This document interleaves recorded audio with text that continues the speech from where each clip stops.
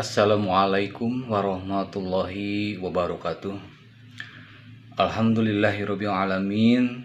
Puji dan syukur kita panjatkan kehadirat Allah Subhanahu wa taala karena sampai hari ini kita semua masih bisa melaksanakan kegiatan MPLS virtual SMP Al-Islam tahun 2021. Salawat dan salam semoga selamanya terlimpah curahkan kepada Nabi besar Muhammad Sallallahu Alaihi Wasallam, kepada keluarganya, para sahabatnya, dan kepada kita semua sekalian umatnya. Anak-anakku peserta didik baru yang Bapak banggakan, hari ini hari terakhir kegiatan MPLS virtual di SMP Al-Islam. Bertemu lagi dengan Bapak, dan pada kesempatan ini akan menyampaikan tentang pengenalan kurikulum. Bapak harapkan kalian simak dengan baik dan catat materi poin-poin yang dianggap penting. Mari kita simak bersama. Pengenalan kurikulum.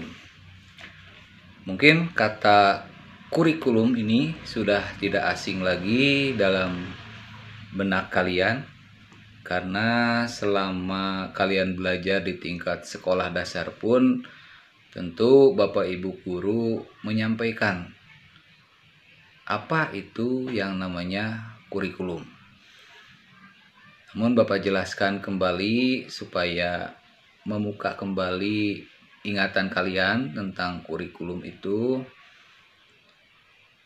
Pengertian dari kurikulum sendiri yaitu seperangkat rencana dan pengaturan mengenai tujuan, isi dan bahan pelajaran, serta cara yang digunakan sebagai pedoman penyelenggaraan kegiatan pembelajaran untuk mencapai tujuan pendidikan tertentu.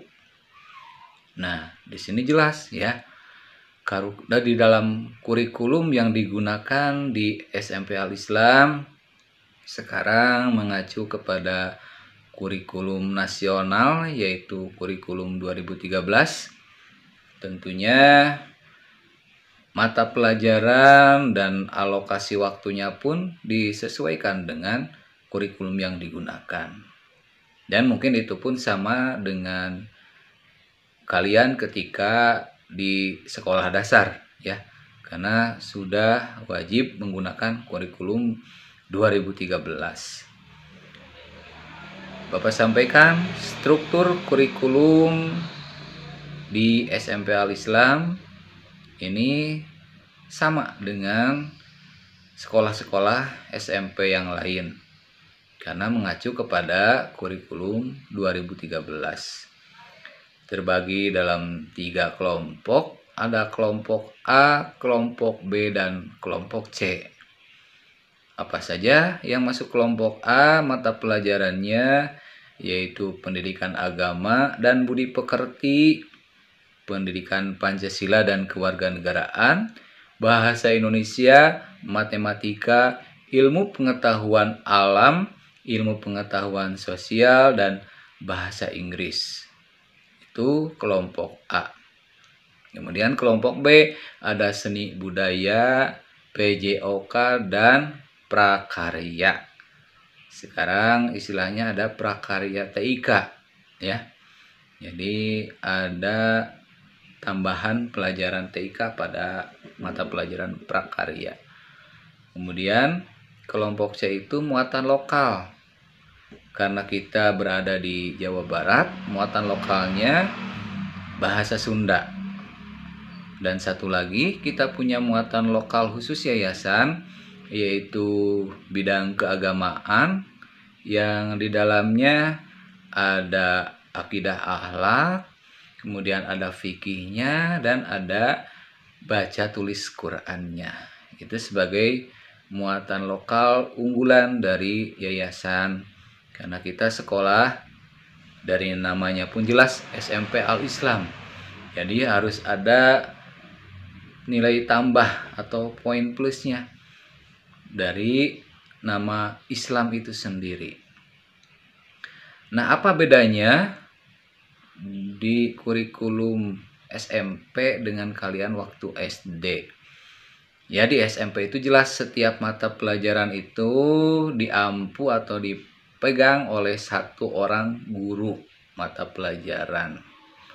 Jadi kalau ada 12 mata pelajaran, kalian itu harus bertemu atau bertatap muka dengan 12 orang guru. Makanya Bapak ingatkan, kalian wajib menyimpan nomor guru mata pelajaran di HP-nya. Silakan di grup, sudah ada grup per kelas. Di dalam grup itu ada nama-nama guru. Di atasnya kalian ubah dan simpan nomor HP masing-masing guru mata pelajaran.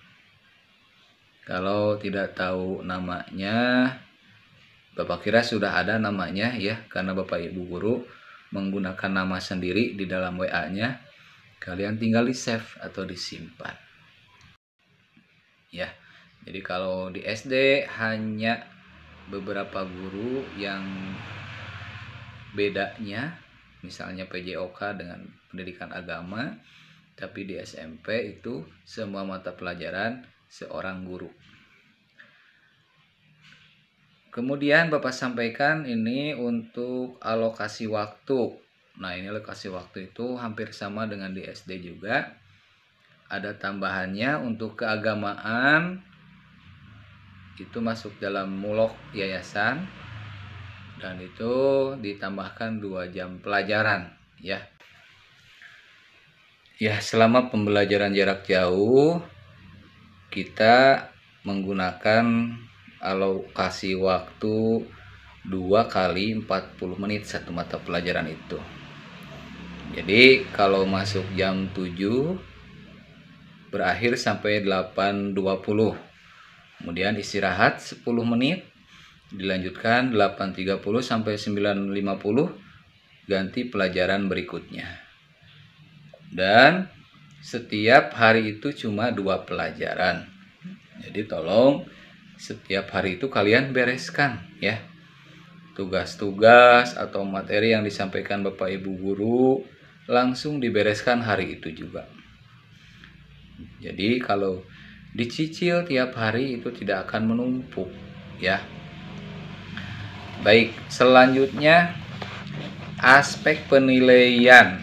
Nah, ini ya, aspek penilaian yang menjadi acuan Bapak Ibu guru menilai kalian selama kegiatan pembelajaran di SMP Al-Islam.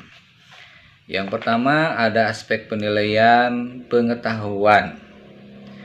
Aspek pengetahuan merupakan aspek yang ada di dalam materi pembelajaran untuk menambah wawasan siswa di suatu bidang.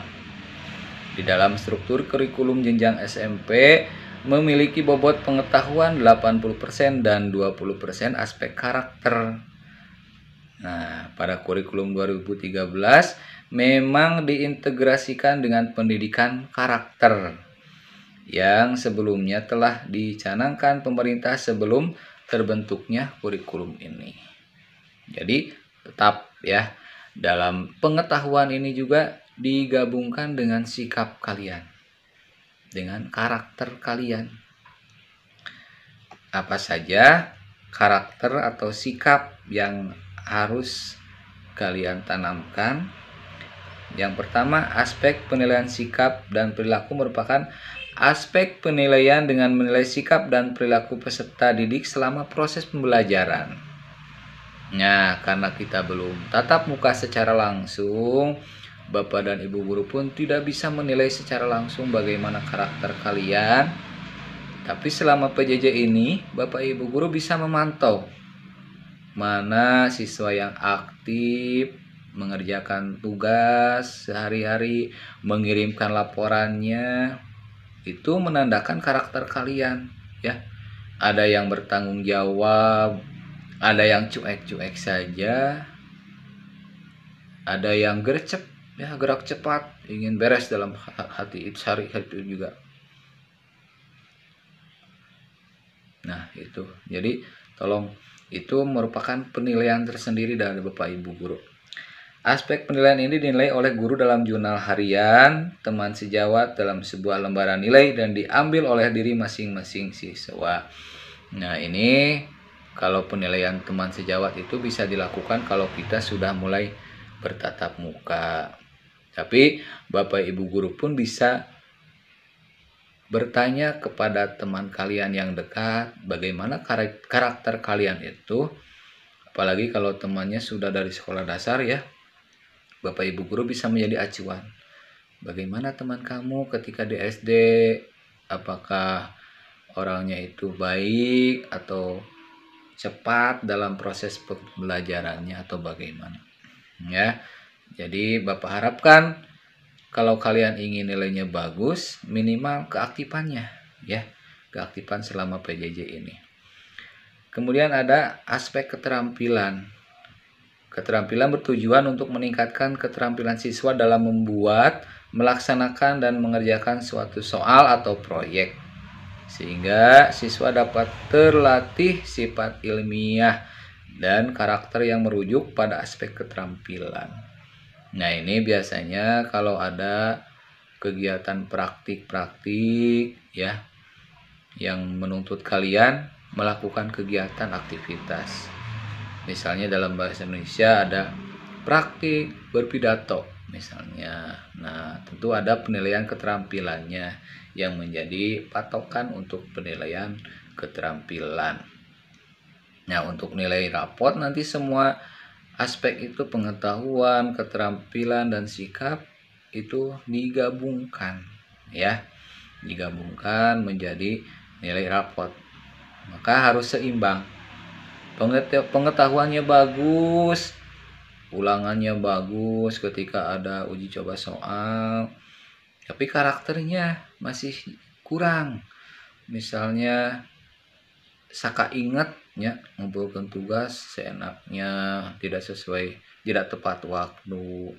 Nah, itu juga mungkin akan mengganggu nilai rapot kalian nanti ya.